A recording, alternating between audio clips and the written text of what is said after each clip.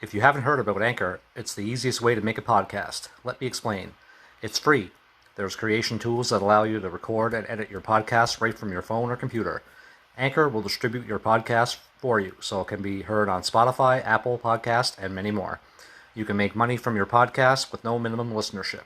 It's everything you need to make a podcast in one place. Download the free Anchor app or go to anchor.fm to get started.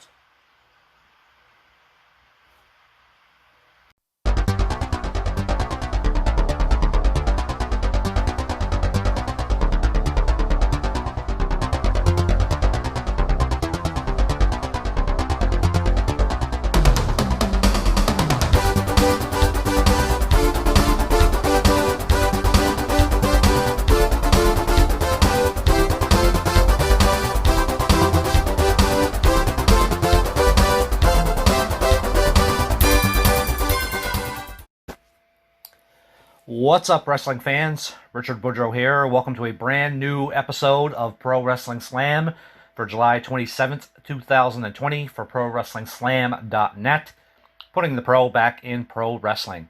It's been a few weeks since I dropped the very first episode of Pro Wrestling Slam, so my apologies for the delay. I've been on vacation for the last week, but I am back. And for today's episode, I'm going to talk about the legitimacy of the WWE Hall of Fame. Now, most pro wrestling fans know, most WWE fans know that the WWE Hall of Fame is basically just a nod for past superstars that have, had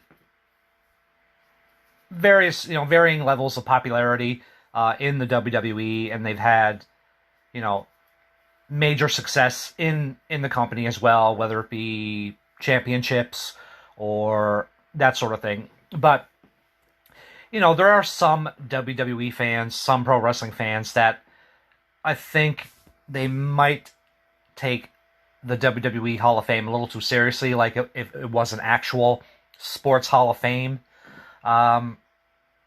which really, I think really isn't the case. I mean, basically, the last 10 or 15 years, I think Vince McMahon has tried to bring in past WWE superstars to put in the Hall of Fame, to basically sell tickets for the Hall of Fame ceremony in of itself, because, it always happens at WrestleMania weekend, and I think Vince and the WWE, they want to draw, big crowds, they want to, sell as many tickets as they possibly can, so I think that, Vince basically picks superstars who have been extremely popular in the past. Like I said, in the last 10 or 15 years, like when the WWE Hall of Fame first started, way back in the early 90s, Andre the Giant was the very first inductee to the WWE Hall of Fame, and that, that's to be expected, because Andre had a legendary and iconic career in the company. But like I said, the last 10 or 15 years, I think they try to bring in superstars that will sell tickets. I mean, you've had, the last few years, you've had, the NWO, you've had the Four Horsemen, Ric Flair, that sort of thing. And, if, pro wrestling fans want want to make the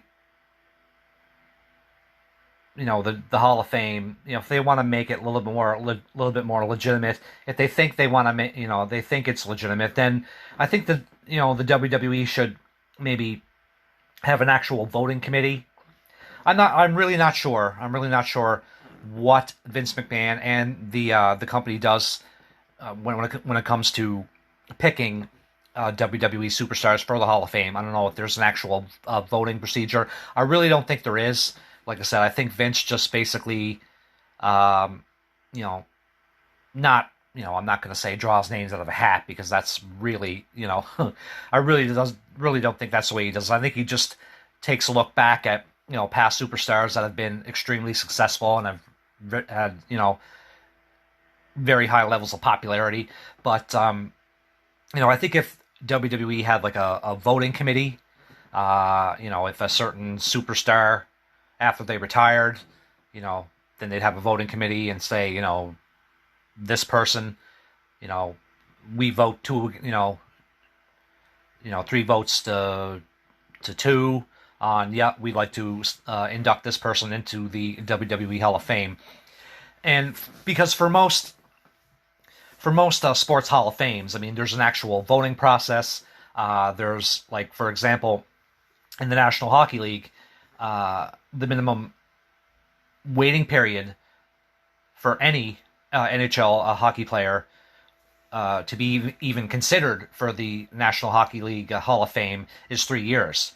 And the last hockey player who was inducted immediately after they retired was, of course, Wayne Gretzky, who was, well, there's really no argument. Wayne Gretzky is the greatest NHL hockey player of all time. And I would imagine that, the NBA Hall of Fame, the NFL Hall of Fame, their procedures are very similar. So if the WWE, like, if they wanted to bring a little bit more legitimacy to its Hall of Fame, they could mimic, NHL Hall of Fame, the NBA Hall of Fame, have a voting procedure, that sort of thing, have like a minimum waiting period for any WWE superstar after they retired from pro wrestling or after they retire from the WWE. Wrestlers have to be retired for a minimum of 2 years, 3 years, that sort of thing. I mean, that would be, a few suggestions. Whether or not WWE is actually going to do this in the future, it's really hard to say because, like I said, I think Vince McMahon, he wants to draw big crowds. He wants to draw big numbers for the Hall of Fame. He wants to try and sell as many tickets as he possibly can. So, and I think you've seen in past WWE Hall of Fame ceremonies that wrestlers that you would have never thought would even be inducted in the Hall of Fame have gotten in because, Vince is a businessman and he wants to try and make as much money as he possibly can. And one example of this would be the Ultimate Warrior because, WWE and the Ultimate Warrior had a long history of bad blood between them. And I think Vince McMahon just sat down and decided that, what's best for the company, what's best for business in the WWE is to set aside, their past differences. And when they inducted the Ultimate Warrior in the Hall of Fame, I think that laid the groundwork for future WWE superstars, past, present, to get a consideration into the Hall of Fame because, when it comes to, I think that, by and large, that Vince McMahon doesn't hold grudges to a certain extent because if he thinks that he can do good business with a specific wrestler and he thinks he can make money and, bring in a lot of people for the Hall of Fame ceremony, I think he'll put aside any bad blood to induct that person. And you might see, wrestlers like CM Punk be inducted in the Hall of Fame, at a later date because, for in a short period of time, CM Punk did make a lot of money for Vince McMahon, did draw a lot of crowds, his rivalries with John Cena, that sort of thing. So I think you may not see it anytime soon, but you may see it probably within the next 5 or 10 years. You might see CM Punk in the WWE Hall of Fame.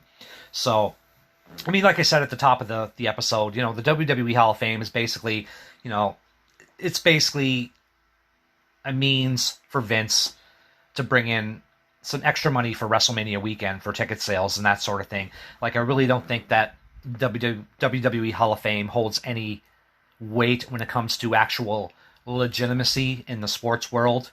In the last few years, WWE has secured deals with ESPN and other sports networks to try and put it in that category of not sports per se, but, sports entertainment, obviously.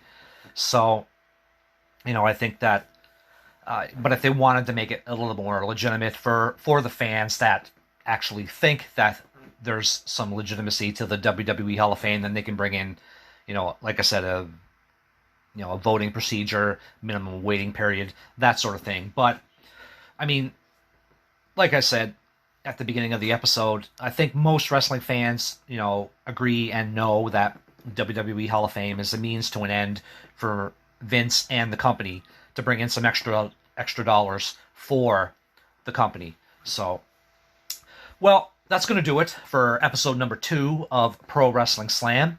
I hope you've enjoyed this episode, and if you like this episode, give us a thumbs up here on Anchor, and you can check out Pro Wrestling Slam at www.prowrestlingslam.net. We always have the latest pro wrestling news. We have a ton of interviews, articles, so you can definitely check out the site as well. You can check us out on Twitter at twitter.com/pw_slam. You can check out our official YouTube channel. Just go to the YouTube search bar and type in Pro Wrestling Slam. You can check us out on Instagram at instagram.com/Pro Wrestling Slam. Check out our official Facebook page at facebook.com/Pro Wrestling Slam. And like I said, that's going to do it. And I hope you've enjoyed this episode. And I'll be back with episode 3 very soon. So have an awesome day, guys.